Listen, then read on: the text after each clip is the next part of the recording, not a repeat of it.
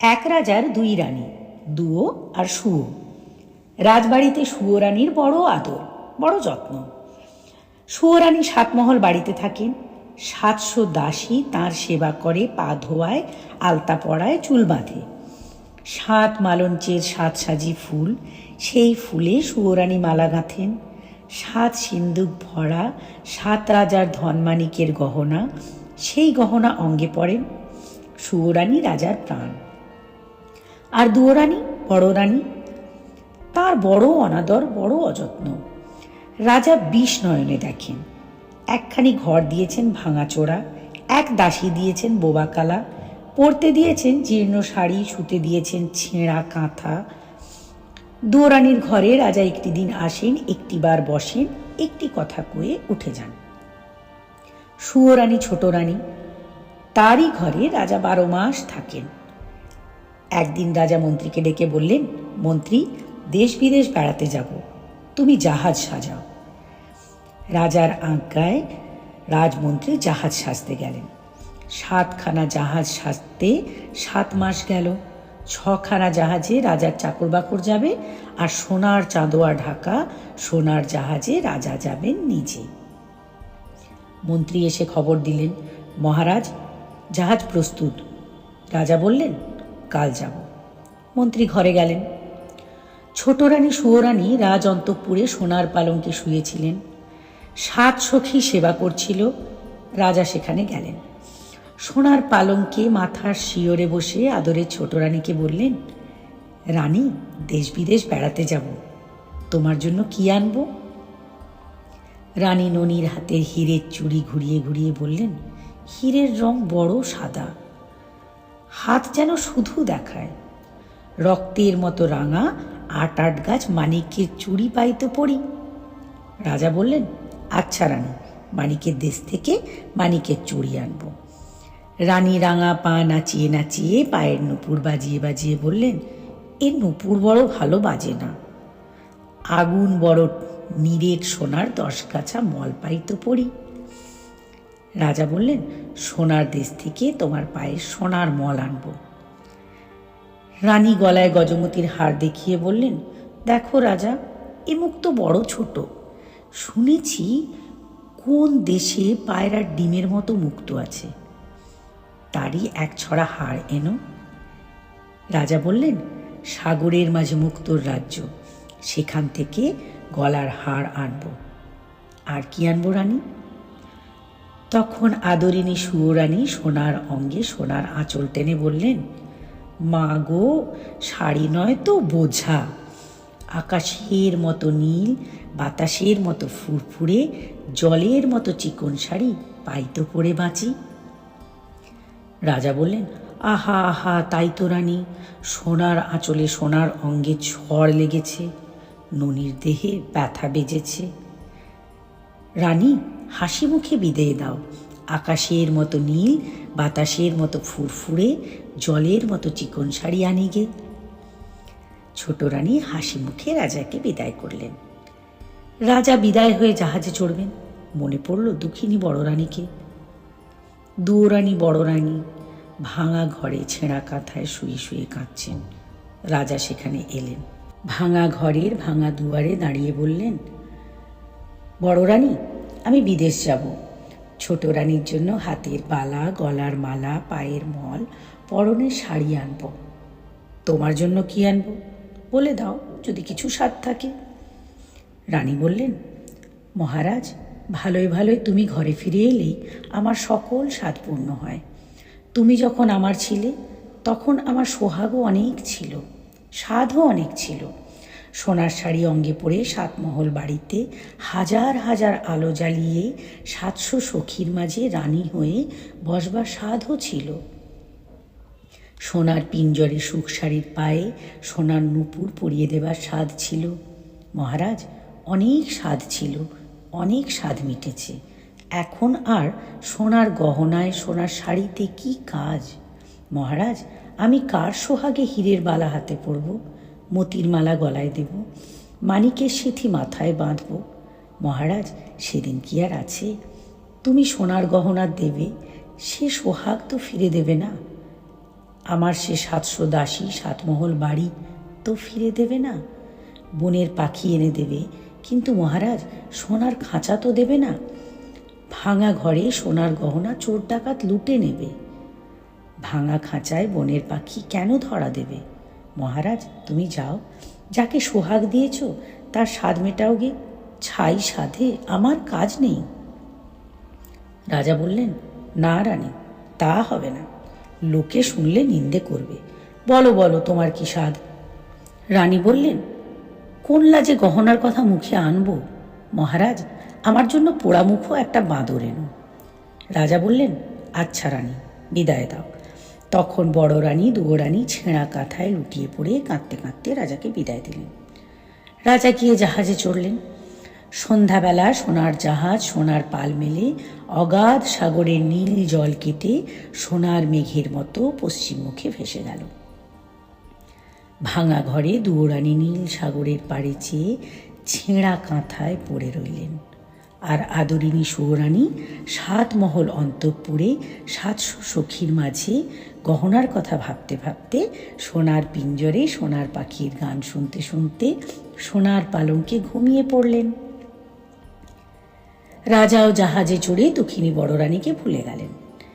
বিদায়ের দিনে ছোট রানীর সেই হাসি হাসি মুখ মনে পড়ে, আর ভাবেন, এখন রানী কি করছেন? বোধহয় চুল বাঁধছেন। এখন রানী কি করছেন? বুঝি রাঙা পায়ে আলতা পড়ছেন। এবার রানী 7 মালঞ্চে ফুল তুলছেন। এবার বুঝি 7 মালঞ্চে 7 সাজি ফুলে রানী মালা গাচ্ছেন আর আমার কথা ভাবছেন। ভাবতে ভাবতে বুঝি 2 চক্ষে জল এলো। মালা আর গাঁথা হলো না। সোনার সুতো সোনার ফুলের সাজি পায়ের কাছে পড়ে রইল। বসে বসে সারা রাত কেটে গেল, রানীর চোখে ঘুম এলো না। সুয়োরানী ছোট রানী রাজার আদরিনী। রাজা তারই কথা ভাবেন। আর বড় রানী রাজার জন্য পাগল, তার কথা একবার মনেও পড়ে না। এমনি করে জাহাজ দেশ বিদেশে রাজার 12 মাস কেটে গেল। 13 মাসে রাজার জাহাজ মানিকের দেশে এলো। মানিকের দেশে সকলই মানিক। ঘরের দেয়াল মানিক, ঘাটের শান মানিক, পথের কাঁকড় মানিক। রাজা সেই মানিকের দেশে সুয়োরানীর চুড়ি গড়ালেন। 8000 মানিকের 8 গাছি চুড়ি, পড়লে মনে হয় গায়ের রক্ত ফুটে পড়েছে। রাজা সেই মানিকের চুড়ি গড়িয়ে সোনার দেশে এলেন। সেই সোনার দেশে স্যাকরার দোকানে নিরেট সোনার 10 গাছা মল গড়লেন।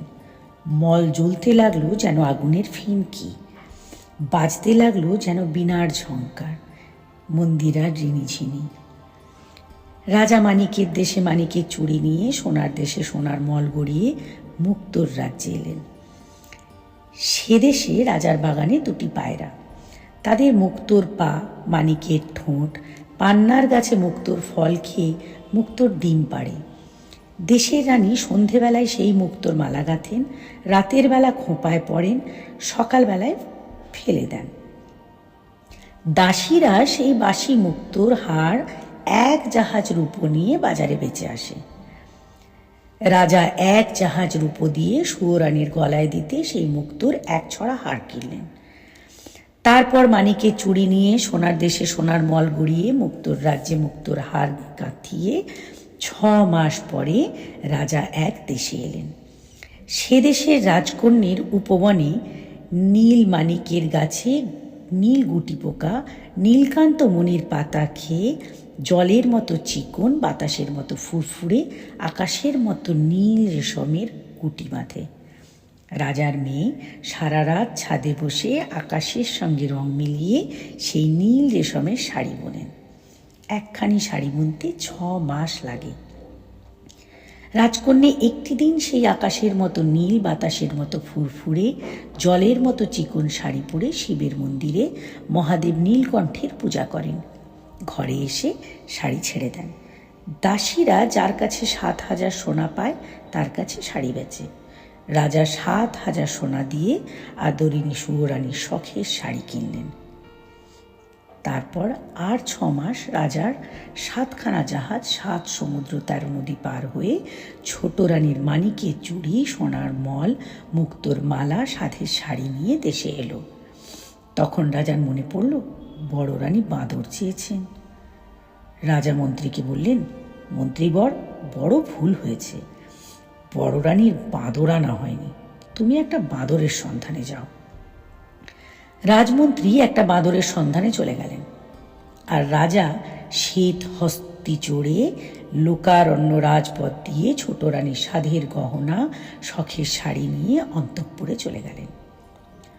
ছোট রানী 7 মহল বাড়িতে 7 তলার উপরে সোনার আয়না সামনে রেখে সোনার কাকুইয়ে চুল চিরে, সোনার কাঁটা সোনার দড়ি দিয়ে খোঁপা বেঁধে সোনার চেয়ারিতে সিঁদুর নিয়ে ভুরুর মাঝে টিপ পড়ছেন, কাজল লতায় কাজল পেড়ে চোখের পাতায় কাজল পরছেন, রাঙা পায়ের আলতা দিচ্ছেন।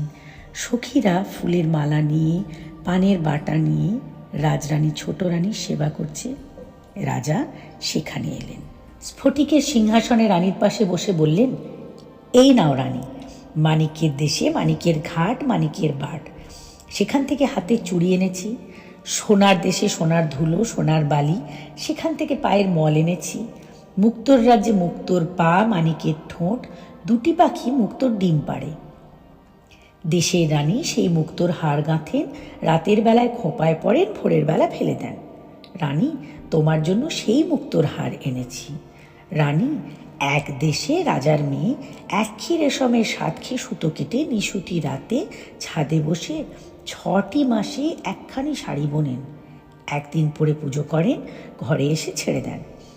রানী, আমি সেই রাজার মেয়ের দেশ থেকে 7 জাহাজ সোনা দিয়ে রাজকন্যার হাতে বোনা শাড়ি এনেছি।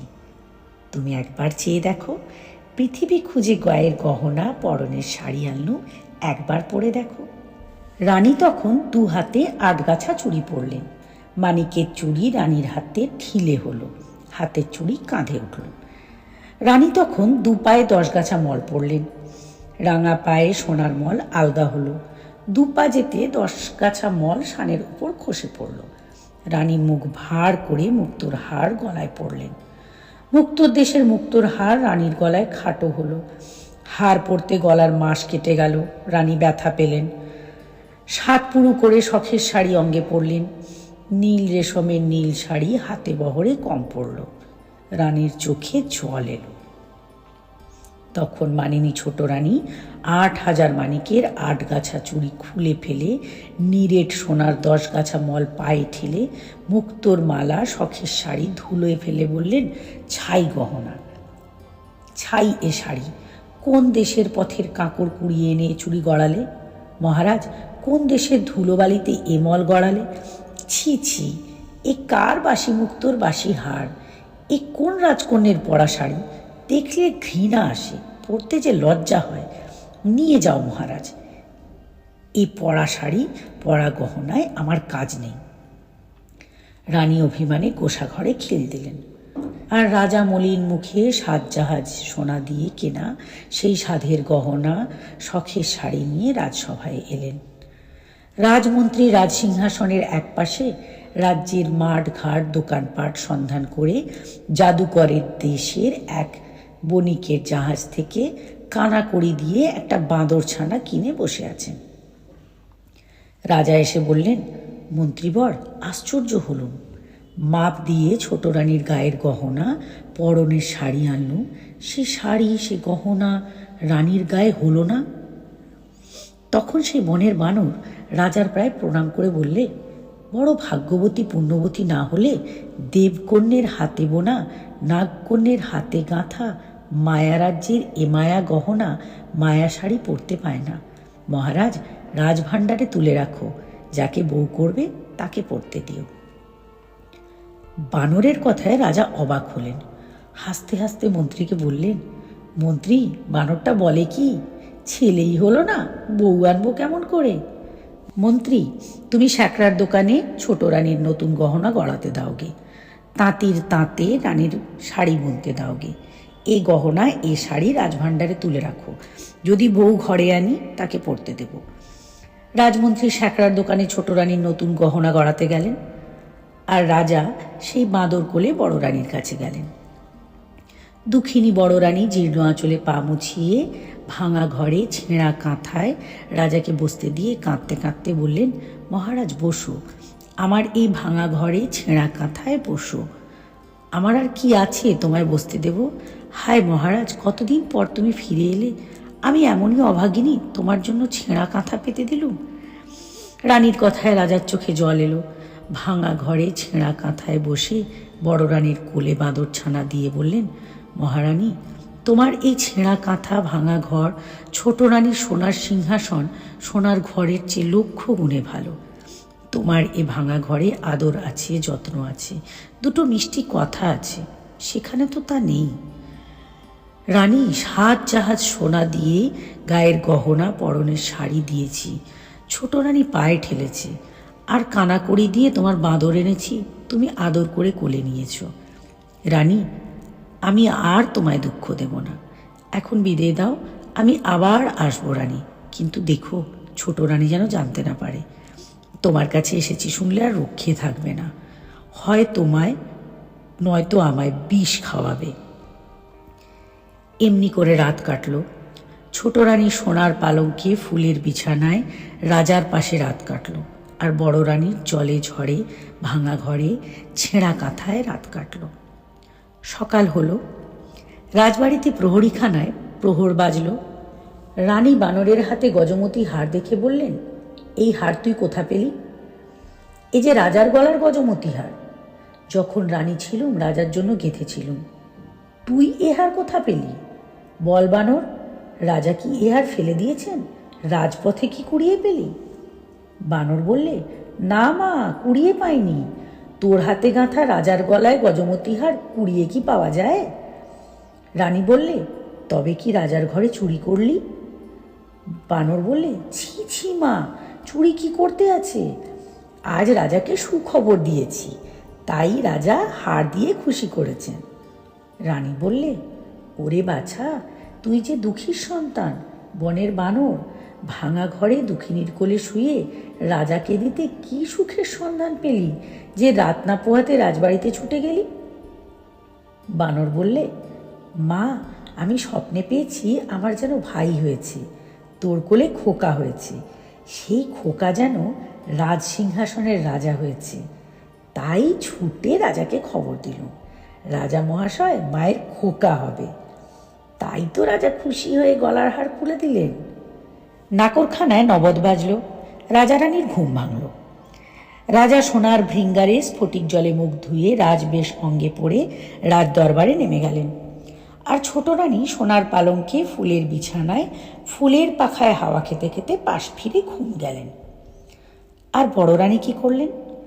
ভাঙা ঘরে সোনার রোদ মুখে পড়ল। রানী উঠে বসলেন। এদিক দেখলেন, ওদিক দেখলেন, এপাশ দেখলেন, ওপাশ দেখলেন, বানর নেই। রানী এই ঘর খুঁজলেন, ও ঘর খুঁজলেন, ঘরের চাল খুঁজলেন, গাছের ডাল খুঁজলেন, বানর নেই। বড় রানী কাঁদতে লাগলেন, বানর কোথা গেল? বানর ভাঙা ঘরে ঘুমন্ত রানীকে একলা রেখে রাত না পোহাতে রাজ দরবারে চলে গেল। রাজা বার দিয়ে দরবারে এসেছেন। চারিদিকে মন্ত্রী, সভাসদ, দুয়ারে সেপাই শান্ত্রী, আশেপাশে লোকের ভিড়। রানীর বানর সেই লোকের ভিড় ঠেলে সেপাই শান্ত্রীর হাত এড়িয়ে রাজার পায়ে প্রণাম করে বললেন, মহারাজ, বড় সুখবর এনেছি, মায়ের আমার ছেলে হবে। রাজা বললেন, ওরে বানর, বলিস কি, এ কথা কি সত্যি? বড় রানী দুয়োরানী তার ছেলে হবে? দেখিস, এ কথা যদি মিথ্যে হয় তো তোকেও কাটবো আর তোর মা দুয়োরানীকেও কাটবো। বানর বললে, মহারাজ, সে ভাবনা আমার, এখন আমায় খুশি করো, আমি বিদায় হই। রাজা গলার গজমতি হার খুলে দিয়ে বানরকে বিদায় করলেন। বানর নাচতে নাচতে ভাঙা ঘরে দুয়োরানীর পড়ে পড়ে কাঁদছেন সেখানে গেল। দুয়োরানীর চোখের জল, গায়ের ধুলো মুছিয়ে বানর বলল, এই দেখ মা, তোর জন্য কি এনেছি। তুই রাজার রানী, গলায় দিতে হার পাস না, কাঠের মালা কিনে পড়িস, এই মুক্তোর মালা পর। রানী বললেন, ওরে, আজ রাজা শুনলেন ছেলে হবে, কাল শুনবেন মিছে কথা। আজ রাজা গলায় দিতে হার দিলেন, কাল যে মাথা নিতে হুকুম দেবেন। হায় হায়, কি করলি, এক মুঠ মুঠো খেতে পাই, এক পাশে পড়ে থাকি, তবু বছর গেলে রাজার দেখা পাই, তুই তাও ঘোচালি? ওরে, তুই কি সর্বনাশ করলি? মিছে খবর কেন রটালি? এ জঞ্জাল কেন ঘটালি? বানর বললে, মা, তোর ভয় কি, ভাবিস কেন? এ 10 মাস চুপ করে থাক, সবাই জানুক বড় রানীর ছেলে হবে। তারপর রাজা যখন ছেলে দেখবেন, তখন তোর কোলে সোনার চাঁদ ছেলে দেব, তুই রাজাকে দেখাস। এখন চল, বেলা হলো, খিদে পেয়েছে। রানী বললেন, চল বাছা চল, বাটি পুড়ে জল রেখেছি, গাছের ফল এনেছি, খাবি চল। রানী ভাঙা পিড়ে বানরকে খাওয়াতে বসলেন, আর রাজা ছোট রানীর ঘরে গেলেন। ছোট রানী কুস্বপ্ন দেখে জেগে উঠে সোনার পালঙ্কে বসে বসে ভাবছেন। এমন সময় রাজা এসে খবর দিলেন, আরে শুনছো ছোট রানী, বড় রানীর ছেলে হবে। বড় ভাবনা ছিল রাজসিংহাসন কাকে দেব। এতদিনে ভাবনা ঘুচল, যদি ছেলে হয় তাকে রাজা করব, আর যদি মেয়ে হয় তবে তার বিয়ে দিয়ে জামাইকে রাজ্য দেব। রানী বড় ভাবনা ছিল, এতদিনে নিশ্চিন্ত হলুম। রানী বললেন, পারি নে বাপু, আপনার জ্বালায় বাঁচি নে, পরের ভাবনা। রাজা বললেন, সে কি রানী, এমন সুখের দিনে এমন কথা বলতে হয়? রাজপুত্র কোলে পাবো, রাজ সিংহাসনের রাজা করব, এ কথা শুনে মুখ ভার করে? রানী, রাজবাড়িতে সবার মুখে হাসে, তুমি কেন অকল্যাণ করো? রানী বললেন, আর পারিনি, কার ছেলে রাজা হবে, কার মেয়ে রাজ্য পাবে, কে রাজ সিংহাসনে বসবে, এত ভাবনা ভাবতে পারিনি। নিজের জ্বালায় মরি, পরের ছেলে মলো বাঁচলো তার খবর রাখিনি। বাবা রে, সকালবেলায় বকে বকে ঘুম হলো না, মাথা ধরলো, যাই নিয়ে আসি। রাগ ভরে ছোট রানী 8 গাছা চুড়ি 10 গাছা মল ঝমঝমিয়ে একদিকে চলে গেলেন। রাজার বড় রাগ হলো। রাজকুমারকে ছোট রানী মর বললে। রাজা মুখ আঁধার করে বারমহলে চলে এলেন। রাজা রানীতে ঝগড়া হলো। রাজা আর ছোট রানীর মুখ দেখলেন না, বড় রানীর ঘরেও গেলেন না। ছোট রানী শুনে যদি বিষ খাওয়ায়, বড় রানীকে প্রাণে মারে। রাজা বারমহলে একলা রইলেন। 1 মাস গেল, 2 মাস গেল, 2 মাস গিয়ে 3 মাস গেল, রাজা রানীর ভাব হলো না। ঝগড়ায় ঝগড়ায় 4 মাস কাটল। 5 মাসে দুয়োরানীর পোষা বানর রাজার সঙ্গে দেখা করলে। রাজা বললে, কি হে বানর, খবর কি? বানর বললে, মহারাজ, মায়ের বড় দুঃখ, মোটা চালের ভাত মুখে রোচে না, মা আমার না খেয়ে খেয়ে কাহিল হলেন। রাজা বললেন, এই কথা তো আমি জানি নে। মন্ত্রীবর, যাও এখনই সরু চালের ভাত 50 ব্যঞ্জন সোনার থালে সোনার বাটিতে বড় রানীকে পাঠিয়ে দাও। আজ থেকে আমি যা খাই বড় রানীও তাই খাবেন। যাও মন্ত্রী, বানরকে 1000 মোহর দিয়ে বিদেয় করো। মন্ত্রী বানরকে বিদেয় করে রান্নাঘরে গেলেন। বড় রানীর বানর মোহরের তোড়া নিয়ে রানীর কাছে এলো। রানী বললেন, আজ আবার কোথা ছিলি? এতখানি বেলা হলো, নাইতে পেলুম না, রাঁধবো কখন, খাবো কখন? বানর বললে, মা, আর তোকে রাঁধতে হবে না, রাজবাড়ি থেকে সোনার থালায় সোনার বাটিতে সরু চালের ভাত 50 ব্যঞ্জন আসবে, তাড়াতাড়ি নিয়ে আয়। রানী নাইতে গেলেন। বানর 1 মুঠো মোহর নিয়ে বাজারে গেল। 16 থান মোহরে 16 জন ঘরমি নিলে, 16 গাড়ি খড় নিলে, 1600 বাঁশ নিলে, সেই 1600 বাঁশ দিয়ে 16 গাড়ি খড় দিয়ে 16 জন ঘরামি খাটিয়ে চক্ষের নিমিষে দুয়োরানীর বানর ভাঙা ঘর নতুন করলে। শোবার ঘরে নতুন কাঁথা পাতলে, ঘরের ঘরে নতুন পিঁড়ি পাতলে। রাজবাড়িতে 16 বামুনে রানীর ভাত নিয়ে এলো, 16 মোহর দিয়ে বিদায় পেলে। দুয়োরানী নিয়ে এলেন, এসে দেখলেন ঘর নতুন, ঘরের চাল নতুন, চালের ঘর নতুন, মেঝে নতুন কাঁথা, আলনায় নতুন শাড়ি। রানী অবাক হলেন। বানরকে বললেন, বাছা, ভাঙা ঘর দেখে ঘাটে গেলুম, এসে দেখি নতুন ঘর, কেমন করে হলো? বানর বলল, মা, রাজামশাই মোহর দিয়েছেন, সেই মোহরে ভাঙা ঘর নতুন করেছি, ছেঁড়া কাঁথা নতুন করেছি, নতুন পিঁড়ে পেতেছি। তুই সোনার থালে গরম ভাত, সোনার বাটিতে তপ্ত দুধ খাবি, চল। রানী খেতে বসলেন। কতদিন পর সোনার থালায় ভাত খেলেন, সোনার ঘটিতে মুখ ধুলেন, সোনার বাটায় পান খেলেন, তবু মনে সুখ পেলেন না। রানী রাজভোগ খান আর ভাবেন, আজ রাজা সোনার থালে ভাত পাঠালেন, কাল হয়তো মশানে নিয়ে মাথা কাটবেন। এমনি করে ভয়ে ভয়ে 1 মাস 2 মাস 3 মাস গেল। বড় রানীর নতুন ঘর পুরনো হলো, ঘরের চাল ফুটো হলো, চালের খড় উড়ে গেল। বানর রাজার সঙ্গে দেখা করলে। রাজা বললেন, কি বানর, কি মনে করে?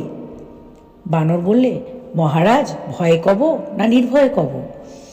রাজা বললেন, নির্ভয়ে কও। বানর বললে, মহারাজ, ভাঙা ঘরে মা আমার বড় দুঃখ পান। ঘরের দুয়ার ফাটা, চালে খড় নেই, শীতের হিম ঘরে আসে। মা আমার গায়ে দিতে নেপ পান না, আগুন জ্বালাতে কাঠ পান না, সারা রাত শীতে কাঁপেন। রাজা বললেন, তাই তো এ কথা বলতে হয়।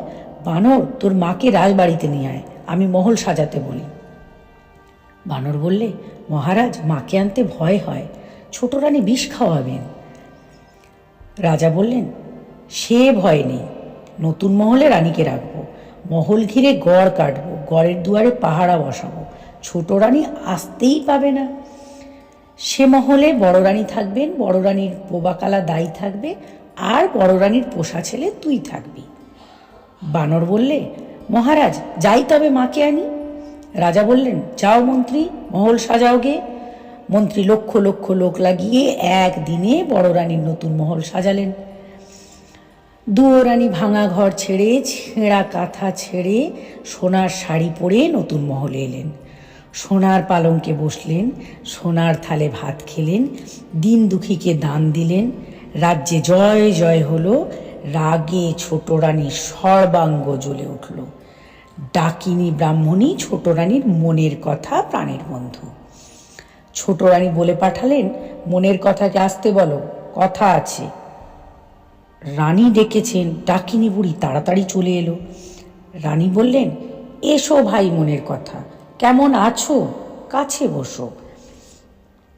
ডাকিনী ব্রাহ্মণী ছোট রানীর পাশে বসে বললে, কেন ভাই, ডেকেছ কেন?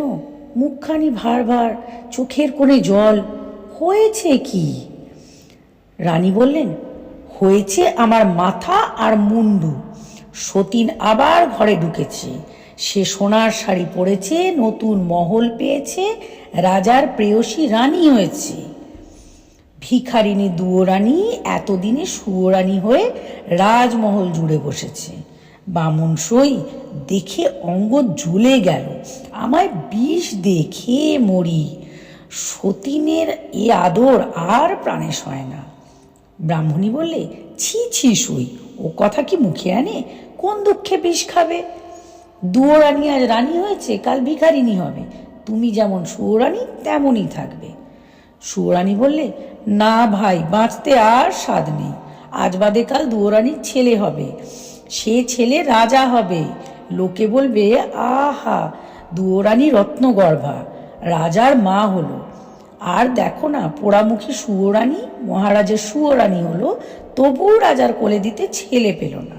ছি ছি, অমন অভাগীর মুখ দেখো না, নাম করলে সারাদিন উপোস যাই। ভাই, এ গঞ্জনা প্রাণে সবে না, তুই বিষ দে, হয় আমি খাই, নয়তো সতীনকে খাওয়াই। ব্রাহ্মণী বলল, চুপ করো রানী, কে কোন দিকে শুনতে পাবে। ভাবনা কি, চুপি চুপি বিষ এনে দেব, দুয়োরানীকে খেতে দিও। এখন বিদায় দাও, বিষের সন্ধানে যাই। রানী বললেন, যাও ভাই, কিন্তু দেখো বিষ যেন আসল হয়, খেতে না খেতে বড় রানী ঘুমিয়ে পড়বে যেন। ডাকিনী বললে, ভয় নেই গো, ভয় নেই, আজ বাদে কাল বড় রানীকে বিষ খাওয়াবো, জন্মের মতো মা হওয়ার স্বাদ গোচাবো, তুমি নির্ভয়ে থাকো। ডাকিনী বিষের সন্ধানে গেল, বনে বনে খুঁজে খুঁজে ভর সন্ধ্যাবেলা ঝোপের আড়ালে ঘুমন্ত সাপকে মন্ত্রে বশ করে তার মুখ থেকে কালকুট বিষ এনে দিল। ছোট রানী সেই বিষে মুগের নাড়ু, ক্ষীরের ছাঁচ, মতিচুর মিঠাই করলেন। একখানা থালা সাজিয়ে ডাকিনী ব্রাহ্মণীকে বললেন, ভাই, এক কাজ কর, এই বিষের নাড়ু বড় রানীকে বেঁচে আয়। ব্রাহ্মণী থালা হাতে বড় রানীর নতুন মহলে গেল। বড় রানী বললেন, আয় লো আয়, এতদিন কোথায় ছিলি? দুয়োরানী বলে কি ভুলে থাকতে হয়? ডাকিনী বলল, সে কি গো, তোমাদের খাই, তোমাদের পড়ি, তোমাদের কি ভুলতে পারি? এই দেখো, তোমার জন্য যতন করে মুগের নাড়ু, ক্ষীরের ছাঁচ, মতিচুর মিঠাই এনেছি। রানী দেখলেন বুড়ি ব্রাহ্মণী বড় যত্ন করে থালা সাজিয়ে সামগ্রী এনেছে। খুশি হয়ে তার দু হাতে দুমুঠো মোহর দিয়ে বিদায় করলেন। ব্রাহ্মণী হাসতে হাসতে চলে গেল। রানী ক্ষীরের ছাঁচ ভেঙে খেলেন, জিভে স্বাদ গেল। মুগের নাড়ু মুখে দিলেন, গলা কাঠ হলো। মতিচুর মিঠাই খেলেন, বুক যেন জ্বলে গেল। বানরকে ডেকে বললেন, ব্রাহ্মণী আমায় কি খাওয়ালে? গা কেমন করছে, বুঝি আর বাঁচব না? বানর বললে, চল মা, খাটে শুবি, অসুখ সারবে। রানী উঠে দাঁড়ালেন, সাপের বিষ মাথায় উঠল। রানী চোখ আঁধার দেখলেন, মাথা টলে গেল, সোনার প্রতিমা শানের ওপর ঘুমিয়ে পড়লেন। বানর রানীর মাথা কোলে নিলে, হাত ধরে নাড়ি দেখলে, চোখের পাতা খুলে চোখ দেখলে, রানী অজ্ঞান, অসাড়। বানর সোনার প্রতিমা বড় রানীকে সোনার খাটে শুইয়ে দিয়ে ওষুধের সন্ধানে বনে ছুটে গেল। বন থেকে কে জানে কি লতাপাতা, কোন গাছের শিকড় এনে নতুন ছিলে বেটে বড় রানীকে খাওয়াতে লাগলো। রাজবাড়িতে খবর গেল বড় রানী বিষ খেয়েছেন। রাজা উঠতে পড়তে রানীর মহলে এলেন। রাজমন্ত্রী ছুটতে ছুটতে সঙ্গে এলেন। রাজবৈদ্য মন্ত্র আওড়াতে আওড়াতে তারপর এলেন। তারপর রাজার লোক, লস্কর, দাসী, বাঁদি যে যেখানে ছিল হাজির হলো। বানর বললে, মহারাজ, এত লোক কেন এনেছো? আমি মাকে ওষুধ দিয়েছি, মা আমার ভালো আছেন, একটু ঘুমোতে দাও, এত লোককে যেতে বলো। রাজা বিষের নাড়ু পরক করিয়ে রাজবৈদ্যকে বিদায় করলেন। রাজ্যের ভার দিয়ে রাজমন্ত্রীকে বিদায় করলেন। বড় রানীর মহলে নিজে রইলেন। 3 দিন 3 রাত বড় রানী অজ্ঞান। 4 দিনে জ্ঞান হলো। বড় রানী চোখ মেলে চাইলেন। বানর রাজাকে এসে খবর দিলে, মহারাজ, বড় রানী সেরে উঠেছেন, তোমার একটি রাজ চক্রবর্তী ছেলে হয়েছে। রাজা বানরকে হীরের হার খুলে দিলেন। চল বানর, বড় রানীকে আর বড় রানীর ছেলেকে দেখে আসি। বানর বললে, মহারাজ, গণনা করেছি, ছেলের মুখ এখন দেখলে তোমার চক্ষু অন্ধ হয়ে যাবে। ছেলের বিয়ে হলে মুখ দেখো, এখন বড় রানীকে দেখে এসো, ছোট রানী কি দুর্দশা করেছে। রাজা দেখলেন বিষের জ্বালায় বড় রানীর সোনার অঙ্গ কালি হয়ে গেছে। রানী পাতাখানার মতো পড়ে আছেন। রানীকে আর চেনাই যায় না।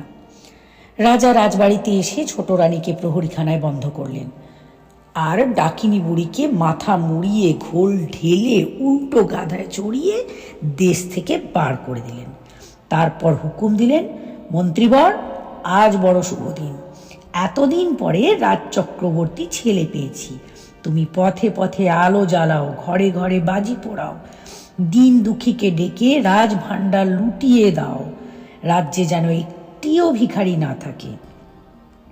মন্ত্রী রাজার আজ্ঞায় নগরে পথে পথে আলো দিলেন, ঘরে ঘরে বাজি পোড়ালেন, দিন দুঃখীকে রাজ ভাণ্ডার লুটিয়ে দিলেন। রাজ্যে জয় জয়কার হলো। এমনি করে নিত্য নতুন আমোদে দেবতার মন্দিরে পূজা দিয়ে মা কালীর পায়ে বলি দিয়ে দেখতে দেখতে 10 বৎসর কেটে গেল। রাজা বানরকে ডেকে বললেন, 10 বৎসর তো পূর্ণ হলো, এখন ছেলে দেখাও। বানর বললে, মহারাজ, আগে ছেলের বউ ঠিক করো, তারপর তার বিয়ে দাও, তারপর মুখ দেখো। এখন ছেলে দেখলে অন্ধ হবে। রাজা বানরের কথায় দেশ বিদেশে ভাট পাঠালেন। কত দেশের কত রাজকন্যার সন্ধান এলো, একটিও রাজার মনে ধরল না। শেষে পাটলি দেশের রাজার ভাট সোনার কৌটায় সোনার প্রতিমা রাজকন্যার ছবি নিয়ে এলো। সোনার অঙ্গের বরণ কাঁচা সোনা, জোড়া ভুরু যেন বাঁকা ধনুক, 2টি চোখ টানা টানা, 2টি ঠোঁট হাসি হাসি, এলিয়ে দিলে মাথার কেশ পায়ে পড়ে। রাজার সেই কন্যা পছন্দ হলো। বানরকে ডেকে বললেন, ছেলের বউ ঠিক করেছি, কাল শুভ দিনে শুভ লগ্নে বিয়ে দিতে যাব। বানর বললে, মহারাজ, কাল সন্ধ্যাবেলা বেহারা দিয়ে বরের পালকি মায়ের দুয়ারে পাঠিয়ে দিও, বরকে নিয়ে বিয়ে দিতে যাব। রাজা বললে, দেখো বাপু, 10 বৎসর তোমার কথা শুনেছি, কাল ছেলে না দেখলে অনর্থ করব। বানর বললে, মহারাজ, সে ভাবনা নেই, তুমি বেহাই বাড়ি চলে যাও, আমরা কাল বর নিয়ে যাব।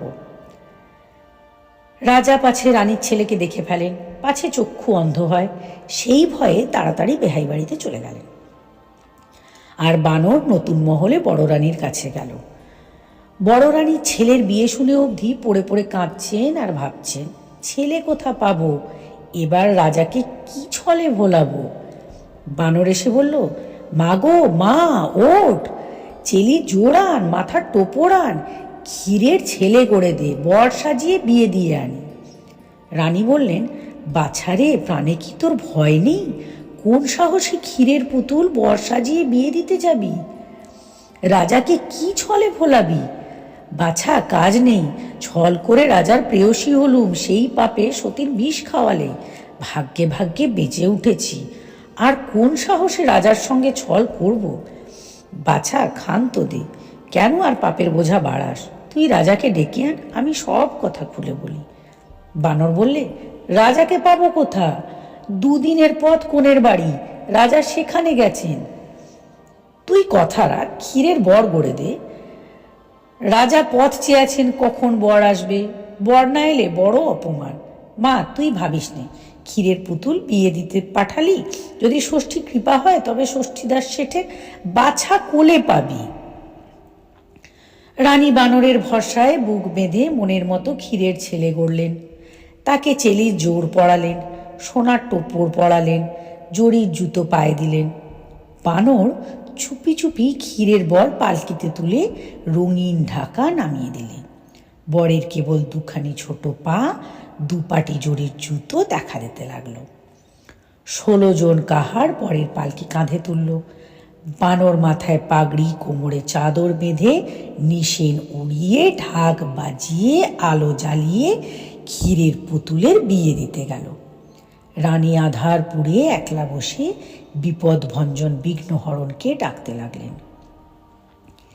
এদিকে বর নিয়ে 16 কাহার, মশাল নিয়ে মশালধারী, ঢাক ঢোল নিয়ে ঢাক ঢুলি, ঘোড়ায় চড়ে বরযাত্রী সারা রাত বাঁশি বাজিয়ে, আলো জ্বালিয়ে, ঘোড়া হাঁকিয়ে দিগনগরে এসে পড়ল।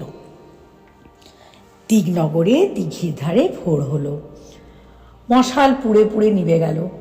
ঘোড়া ছুটে ছুটে বেদম হলো। কাহার পালকি বয়ে বয়ে হয়রান হলো। ঢাক পিটে পিটে ঢাকির হাতে খিল ধরল। বানর দিঘির ধারে তাঁবু ফেলতে হুকুম দিলে। দিঘির ধারে ষষ্ঠীতলায় পরের পালকি নামিয়ে কাহারদের ছুটি দিলে। মন্ত্রীকে ডেকে বলে দিলে, মন্ত্রীমশাই, রাজার হুকুম, বরকে যেন কেউ না দেখে। আজকের দিনে বর দেখলে বড় অমঙ্গল। মন্ত্রী রাজার হুকুম জারি করলেন। রাজার লোকজন দিঘির জলে নিয়ে রেঁধে বেড়ে খেয়ে তাঁবুর ভেতর শুয়ে রইল। বট গাছের দিকে এলো না।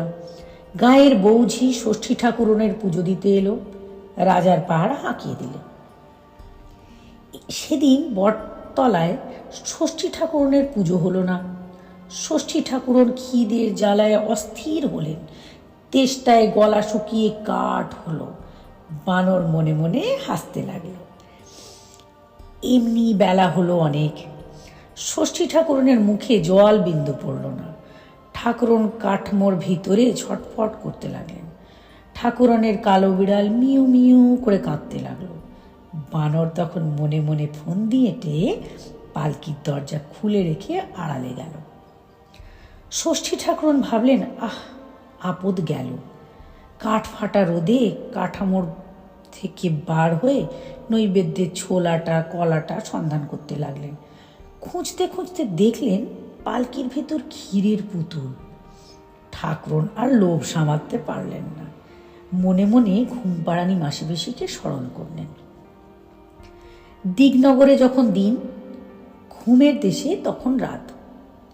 ঘুমপাড়ানি মাসিপিসি সারা রাত দিগনগরে ষষ্ঠীদাসের শেঠের বাচ্চা ছেলেদের চোখে ঘুম দিয়ে সকালবেলা ঘুমের দেশে রাজার মেয়েকে ঘুম পাড়িয়ে অনেক বেলায় একটুখানি চোখ বুজেছেন। এমন সময় ষষ্ঠী ঠাকুরনের ডাক পড়ল। ঘুমের দেশে ঘুমপাড়ানি মাসিপিসি জেগে উঠলেন। ঘুমপাড়ানি পিসি উঠে বসলেন। দুই বোন ঘুমের দেশ ছেড়ে দিগনগরে এলেন। ষষ্ঠীর পায়ে প্রণাম করে বললেন, ঠাকুরুন দিনে দুপুরে ডেকেছেন কেন? ঠাকুরুন বললেন, বাছারা এতখানি বেলা হলো, এখনো ভোগ পায়নি। তোরা একটি কাজ কর, দেশের যে যেখানে আছে ঘুম পাড়িয়ে দে, আমি ডুলির ভিতর ক্ষীরের পুতুলটা খেয়ে আসি। ষষ্ঠী ঠাকুরানের কথায় মাসি পিসি মায়া করলেন। দেশের লোক ঘুমিয়ে পড়ল। মাঠের মাঝে রাখাল, ঘরের মাঝে খোকা, খোকার পাশে খোকার মা, খেলা ঘরে খোকার দিদি ঘুমিয়ে পড়ল। ষষ্ঠীতলায় রাজার লোকজন, পাঠশালায় গাঁয়ের ছেলেপিলে ঘুমিয়ে পড়ল। রাজার মন্ত্রী হুঁকোর নল মুখে ঘুমিয়ে পড়লেন। গাঁয়ের গুরু বেত হাতে ঢুলে পড়লেন। দিগনগরে দিনে দুপুরে রাত এলো। মাসি পিসি সবার চোখে ঘুম দিলেন। জেগে রইল গাঁয়ের মাঝে রাস্তার শেয়াল কুকুর, দিঘির ধারে রাজার হাতি ঘোড়া, বনের মাঝে বনের পাখি, গাছের ডালে রানীর বানর। আর জেগে রইল ষষ্ঠী দাস বনের বেড়াল, জলের বেড়াল, গাছের বেড়াল, ঘরের বেড়াল। ষষ্ঠী ঠাকুরন তখন ডুলি খুলে ক্ষীরের ছেলেকে হাতে নিলেন। ক্ষীরের গন্ধে গাছ থেকে কাঠবেড়াল নেমে এলো, বন থেকে বন বেড়াল ছুটে এলো, জল থেকে উদ বেড়াল উঠে এলো, কুনো বেড়াল কোণ ছেড়ে ষষ্ঠীতলায় চলে এলো। ষষ্ঠী ঠাকুরন ক্ষীরের ছেলে 10টি আঙুর বেড়ালদের খেতে দিলেন। নিজে ক্ষীরের হাত, ক্ষীরের পা, ক্ষীরের বুক, পিঠ, মাথা খেয়ে ক্ষীরের 2টি কান মাসি পিসির হাতে দিয়ে বিদায় করলেন। মাসি পিসি ঘুমের দেশে চলে গেলেন। দিগনগরে দিঘির ঘাটে বরযাত্রীর ঘুম ভাঙল। গায়ের ভেতর ঘরে ঘরে গ্রামবাসীর ঘুম ভাঙল।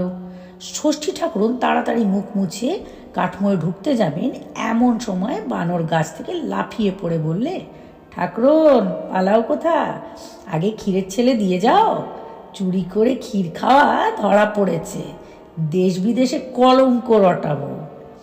ঠাকুরন ভয় পেয়ে বললেন, আহ মর, এ মুখ পোড়া বলে কি, সর সর, আমি পালাই, লোকে আমায় দেখতে পাবে। বানর বললে, তা হবে না, আগে ছেলে দাও তবে ছেড়ে দেব, নয়তো কাঠামো শুদ্ধ আজ তোমায় দিঘির জলে ডুবিয়ে যাব, দেবতা হয়ে ক্ষীর চুরির শাস্তি হবে। ঠাকুরন লজ্জায় মরে গেলেন। ভয়ে কাঁপতে কাঁপতে বললেন, বাছা চুপ কর, কে কোন দিকে শুনতে পাবে, তোর ক্ষীরের ছেলে খেয়ে ফেলেছি, ফিরে পাবো কোথা, ওই বটতলায় আমার ছেলেরা খেলা করছে, তোর যেটিকে পছন্দ হয় সেটিকে নিয়ে গিয়ে বিয়ে দিয়ে গে যা, আমার বরে দুয়োরানি তাকে আপনার ছেলের মতোই দেখবে, এখন আমাকে ছেড়ে দে। বানর বললে, কই ঠাকুরন, বটতলায় তো ছেলে নেই, আমায় দিব্যচক্ষু দাও, তবে তো ষষ্ঠীদাস শেঠের বাচ্চাদের দেখতে পাবো। ষষ্ঠী ঠাকুরন বানরের চোখে হাত বোলালেন। বানরের দিব্যচক্ষু হলো। বানর দেখলে ষষ্ঠীতলায় ছেলের রাজ্য, সেখানে কেবল ছেলে, ঘরে ছেলে, বাইরে ছেলে, জলে স্থলে, পথে ঘাটে, গাছের ডালে, সবুজ ঘাসে, যেদিকে দেখে সেদিকেই ছেলের পাল, মেয়ের দল, কেউ কালো, কেউ সুন্দর, কেউ শ্যামলা, কারো পায়ে নূপুর, কারো গলায় সোনার দানা, কেউ বাঁশি বাজাচ্ছে, কেউ ঝুমঝুমি ঝুমঝুম করছে, কেউ বা পায়ের নূপুর বাজিয়ে বাজিয়ে কচি হাত ঘুরিয়ে ঘুরিয়ে নেচে বেড়াচ্ছে, কারো পায়ে লাল জুতুয়া, কারোর মাথায় রাঙা টুপি, কারো গায়ে ফুলদার 1,00,000 টাকার মলমলি চাদর, কোনো ছেলে রোগা রোগা, কোনো ছেলে মোটা সোটা, কেউ দস্যি, কেউ লক্ষ্মী। একদল কাঠের ঘোড়া টকবক হাঁকাচ্ছে, একদল দিঘির জলে মাছ ধরছে, একদল বাঁধের জলে নাইতে নেমেছে, একদল তলায় ফুল কুড়াচ্ছে, একদল গাছের ডালে ফল পাড়ছে, চারিদিকে খেলাধুলা, মারামারি, হাসি কান্না। সে এক নতুন দেশ, স্বপ্নের রাজ্য, সেখানে কেবল ছুটোছুটি, কেবল খেলাধুলা, সেখানে পাঠশালা নেই, পাঠশালায় গুরু নেই, গুরুর হাতে বেদ নেই, সেখানে আছে দিঘির কালো জল, তার ধারে সরবন, তেপান্তরের মাঠ, তারপরে আম কাঁঠালের বাগান, গাছে গাছে ন্যায্যলা টিয়া পাখি, জলে জলে গোলচোখ বোয়াল মাছ, কচু বনে মশার ঝাঁক, আর আছেন বনের ধারে বনগাবাসী মাসি পিসি। তিনি খইয়ের মোয়া গড়েন। ঘরের ডালে ডালিম গাছটি, তাতে প্রভু নাচেন। নদীর পাড়ে জন্তি গাছটি, তাতে জন্তি ফল ফলে। সেখানে নীল ঘোড়া মাঠে মাঠে চড়ে বেড়াচ্ছে। গৌড় দেশে সোনার ময়ূর পথে ঘাটে গড়াগড়ি যাচ্ছে। ছেলেরা সেই নীল ঘোড়া নিয়ে, সেই সোনার ময়ূর দিয়ে ঘোড়া সাজিয়ে, ঢাক মৃদঙ্গ ঝাঁঝর বাজিয়ে, ডুলি চাপিয়ে কমলাপুরীর দেশে পটুরানীর বিয়ে দিতে যাচ্ছে। বানর কমলাপুরীর দেশে গেল। সে টিয়ে পাখির দেশ। সেখানে কেবল ঝাঁকে ঝাঁকে টিয়ে পাখি। তারা দাঁড়ে বসে ধান খোটে, গাছে বসে ক্যাচম্যাচ করে, আর সে দেশের ছেলেমেয়েদের নিয়ে খেলা করে। সেখানে লোকেরা গাই বলদের চাষ করে, হিরে দিয়ে দাঁত ঘষে। সে এক নতুন দেশ। সেখানে নিমেষে সকাল, পলকে সন্ধে হয়। সে দেশের কাণ্ডই এক। ঝুরঝুরে বালির মাঝে চিকচিকের জল, তারই ধারে এক পাল ছেলে দোলায় চেপে 6 পণ কড়ি গুনতে গুনতে মাছ ধরতে এসেছে। কার পায়ে মাছের কাঁটা ফুটেছে, কারো চাঁদ মুখে রোদ পড়েছে। জেলেদের ছেলে জাল মুড়ি দিয়ে ঘুম দিচ্ছে। এমন সময় টাপুর টুপুর বৃষ্টি এলো, নদীতে বান এলো। অমনি সেই ছেলের পাল, সেই কাঠের দোলা, সেই 6 পণ কড়ি ফেলে কোন পাড়ায় কোন ঘরের কোণে ফিরে গেল। পথের মাঝে তাদের মাছগুলো চিলে কেড়ে নিল, কোলা ব্যাঙের ছিপগুলো টেনে নিল। খোকাবাবুরা ক্ষিপ্ত হয়ে ঘরে এলেন। মা তপ্ত দুধ জুড়িয়ে খেতে দিলেন। আর সেই চিকচিকে জলের ধারে ঝুরঝুরে বালির চরে শিব ঠাকুর এসে নৌকো বাঁধলেন। তার সঙ্গে 3 কন্যে।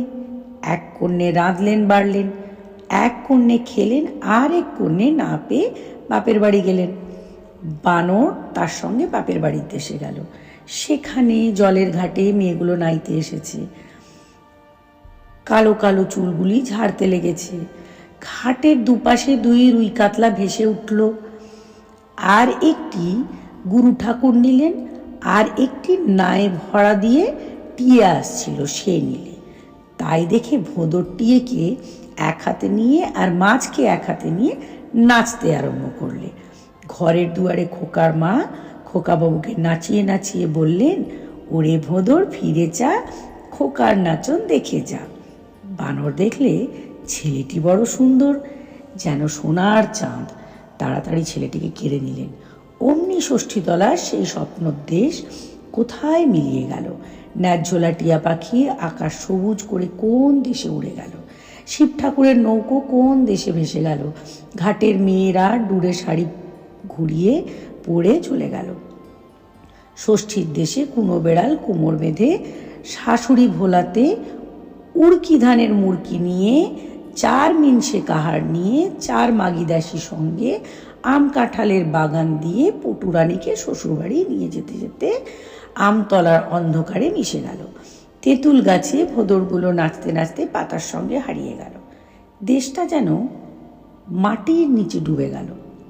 বানর দেখলে কোথায় ষষ্ঠী ঠাকুরন, কোথায় কে? বটতলায় দিঘির ধারে ছেলে কোলে একলা দাঁড়িয়ে আছে। তখন বানর লোকজন ডেকে সেই সোনার চাঁদ ছেলেটিকে পালকি চড়িয়ে, আলো জ্বালিয়ে, বাদ্যি বাজিয়ে সন্ধ্যাবেলা দিগনগর ছেড়ে দিল। এদিকে পাটলি দেশে বেয়াই বাড়ি বসে বসে রাজা ভাবছেন, বানর এখনো এলো না, আমার সঙ্গে ছল করলে রাজ্যে গিয়ে মাথা কাটব। বিয়ের কনেটি ভাবছে, না জানি বর দেখতে কেমন। কনের মা বাপ ভাবছে, আহা, বুকের বাছা পর হয়ে কার ঘরে চলে যাবে। রাজবাড়ির চাকরদাসীরা ভাবছে, কাজ কখন ছাড়া হবে, ছাদে উঠে বর দেখব। এমন সময় গুরু গুরু ঢোল বাজিয়ে, পোঁ পোঁ বাঁশি বাজিয়ে, টকবক ঘোড়া হাঁকিয়ে, ঝকমক আলো জ্বালিয়ে বানর বর নিয়ে এলো। রাজা ছেলেকে হাত ধরে সভায় বসলেন। কনের বাপ বিয়ের সভায় মেয়ের হাত জামাইয়ের হাতে সঁপে দিলেন। পাড়াপড়শি বরকে বরণ করলে, দাস দাসী শাঁখ বাজালে, হুলু দিলে, বরকনের বিয়ে হলো। রাজা ছেলেকে বিয়ে দিয়ে তার পরদিন বউ ছেলে নিয়ে বাঁশি বাজিয়ে, ঘোড়া হাঁকিয়ে বানরের সঙ্গে দেশে ফিরলেন। পাটলি দেশে রাজার বাড়ি এক রাত্রিরে শূন্য হয়ে গেল। মা বাপের কোলের মেয়ে পরের ঘরে চলে গেল। এদিকে রাজার দেশে বড় রানী দুদিন দুরাত কেঁদে কেঁদে ভেবে ভেবে ভোরবেলা ঘুমিয়ে স্বপ্ন দেখছেন। ষষ্ঠী ঠাকুরন বলছে, রানী ওঠ, চেয়ে দেখ তোর কোলের বাছা ঘরে এলো। রানী ঘুম ভেঙে উঠে বসলেন। দুয়ারে শুনলেন দাসীরা ডাকছে, ওঠো গো রানী ওঠো, পাটের শাড়ি পরো, বউবাটা বরণ করো গে। রানী পাটের শাড়ি পরে বাইরে এলেন। এসে দেখলেন সত্যি রাজা বউ বেটা এনেছে। হাসি মুখে বরকনেকে কোলে নিয়ে ষষ্ঠীর বরে দুঃখের দিনে ক্ষীরের ছেলের কথা মনেই রইল না। ভাবলেন ছেলের জন্য ভেবে ভেবে ক্ষীরের ছেলের স্বপ্ন দেখেছি। রাজা এসে ছেলেকে রাজ্য যৌতুক দিলেন। সেই রাজ্যে বানরকে মন্ত্রী করে দিলেন, আর ছেলের বউকে মায়া রাজ্যে সেই 8,000 মানিকের 8 গাছা চুড়ি, 10 ভরি সোনার সেই 10 গাছা মল পরিয়ে দিলেন। কন্যের হাতে মানিকের চুড়ি যেন রক্তে ফুটে পড়ল। পায়ে মল রিনিঝিনি রিনিঝিনি বাজতে লাগলো, ছিকিমিকি আলো জ্বলতে লাগলো। হিংসে ছোট রানীর বুক ফেটে মরে গেল।